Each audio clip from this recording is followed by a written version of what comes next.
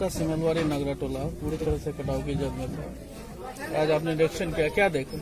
देखिए, कटाव के जद में नहीं था, बल्कि मैं इस वक्त पूर्णिया जिला के सबसे ज्यादा बाढ़ एवं कटावग्रस्त क्षेत्र अमोर के सिमलवाड़ी के लंगरा टोला में हूँ, जहाँ 200 परिवार विस्थापित हो चुके हैं। उनका जो घर था वो नदी में विलीन हो चुका है।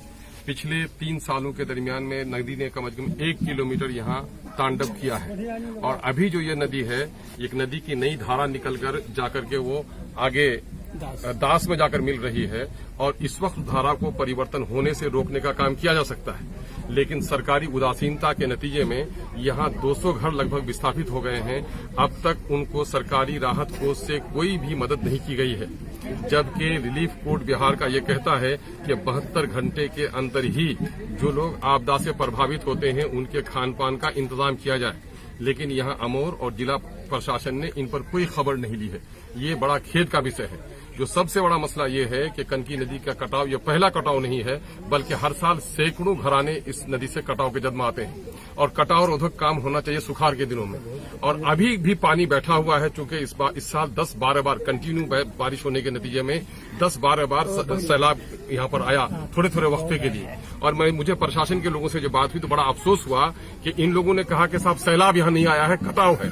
तो मैं ऐसे बेईमान अफसरों को कहना चाहता हूँ कि आंखों की पट्टी खोलो और आकर के देखो लंगरा टोला में यहाँ जो लगभग 100 एकड़ से ज्यादा जमीनों पर रेत जमा हुआ है, ये नदी के कटाव का नतीजा है या सैलाब का नतीजा है। तो मैं जिला प्रशासन को भी अभी अपने लेटर पैड पर लिख करके दे रहा हूँ, और उसके बाद मैं यहाँ के लोगों से अभी आह्वान करने के लिए आया हूँ कि अगर आपका हफ्ता दिन के अंदर में बिहार के आपदा नियमावली के अनुसार अगर आपको सहायता अनुदान की राशि नहीं मिलती है, आपकी खबरगिरी नहीं की जाती है, तो मैं इन तमाम तर विस्थापितों को लेकर के अंचल अधिकारी के ऑफिस में जाकर के टेंट लगा करके वहां पर रातों दिन गुजारने का काम करूंगा, क्योंकि सारे बेईमान ऑफिसर जो हैं इस इलाके की समस्याओं का समाधान कभी नहीं करते हैं। अभी बारिश रुकी है, थमी है, नदी का जलस्तर घटा है, और ये मौका था यहाँ पर कि फ्लड फाइटिंग का काम कराया जाता, बेम्बो पाइलिंग होता, सैंडबैग पिचिंग का काम होता, धारा परिवर्तन से रोका जा सकता था। जो लोग विस्थापित हुए हैं उनको कहीं कैंप में बसाया जाता। अभी जो प्राथमिक स्कूल में जहां पर बैठे हुए सरकारी भवन क्षति के निशाने पर है,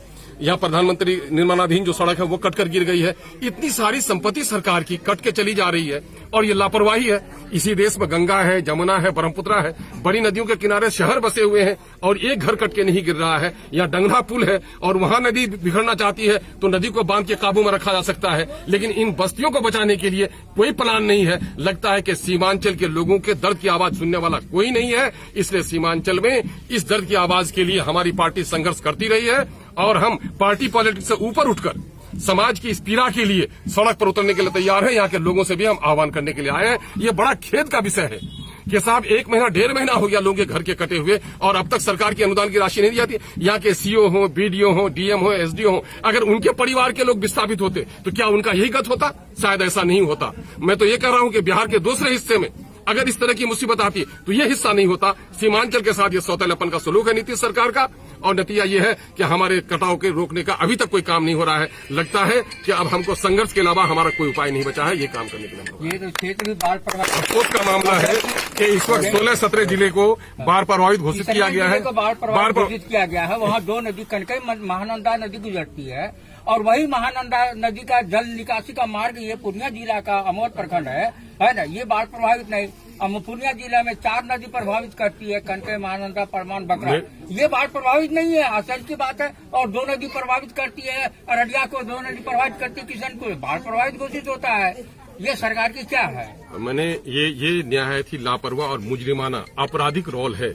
मैं कह रहा हूं कि किशनगंज जो अप स्ट्रीम में है वो सैलाब में है, डाउन स्ट्रीम में कटिहार है वो सैलाब में है, और बीच में जो ये अमोर, बैसा, बायसी, डगरवा है ये कैसे सैलाब में नहीं है? दरअसल ये है कि यहाँ के लोगों की शराफत का गलत फायदा यहाँ के अफसर उठा रहे हैं, और मैं समझता हूँ कि इस वक्त निर्माणाधीन जो सड़क है इनका पैसा उठा के लोग खा गए हैं ताकि सड़क कट जाए, ताकि उनको पैसा उठाने का मौका मिल सके।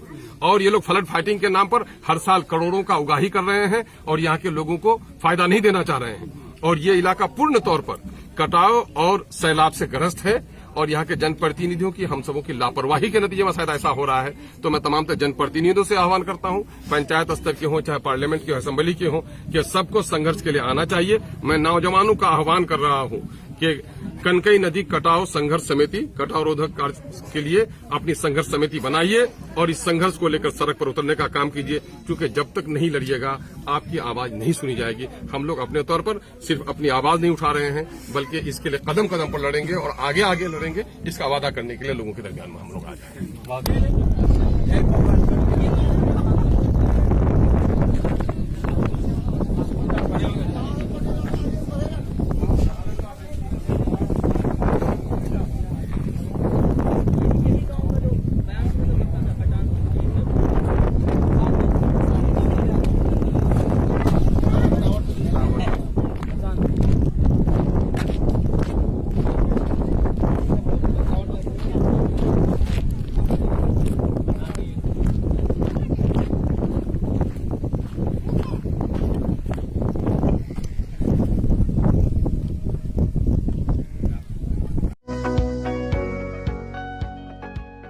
Please like and subscribe my YouTube channel.